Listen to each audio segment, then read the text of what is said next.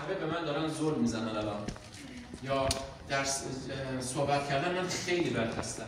این همون شناسایی افکار منفیه، اولین مرحلهش هستش. همه دارن به من زور میزنن، یا موقعی که من دارم صحبت میکنم دارن در مورد من بد فکر میکنن.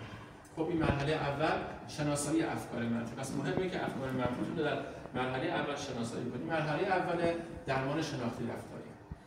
بعد مرحله دوم چالش کشیدن این افکار هستش. خب بیمار با درمانگر صحبت میکنه که این افکار رو بررسی کنه و به چالش میکشه. خب شواهدی که نشون میده که این افکار واقعا درست نیستش. بیمار متوجه میشه که در گذشته افراد رو کم توجهی کردن، توجه زیادی نشون ندادن و در جمع به خوبی صحبت نکردن. مرحله سومش شامل ارائه استراتژی‌های مقابله‌ای هستش. خب در این مرحله درمانگر به بیمار تکنیک‌های عملی برای مقابله با اضطراب اجتماعی رو آموزش میده.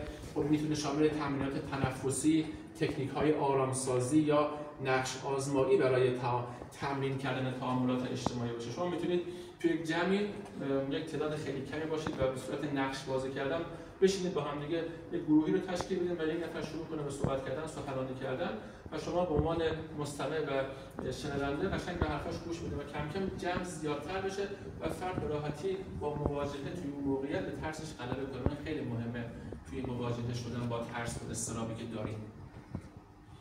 قرار گرفتن در موقعیت‌های اجتماعی. خب بیمار ابزارهایی رو که یاد گرفت درمانگر تشویقش میکنه که به تدریج در موقعیت‌های اجتماعی قرار بگیره و از موقعیت‌هایی که کمتر فکر میکنه مخاطره آمیزه و موقعیت‌هایی بده که احساس میکنه چالشش بیشتره و جمع بیشتره و کم کم مواجهه بیشتر میشه.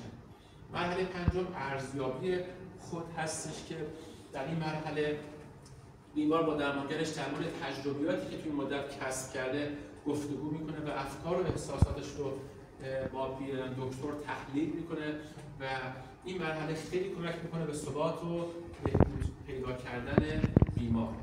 در انتها افرادی که تحت درمان شناختی رفتاری قرار میگیرن معمولا بازخورد مثبت و بهبود در تعاملات اجتماعی نشون میدن و اضطرابشون به سطح خیلی پایینی میرسه یا از بین میره.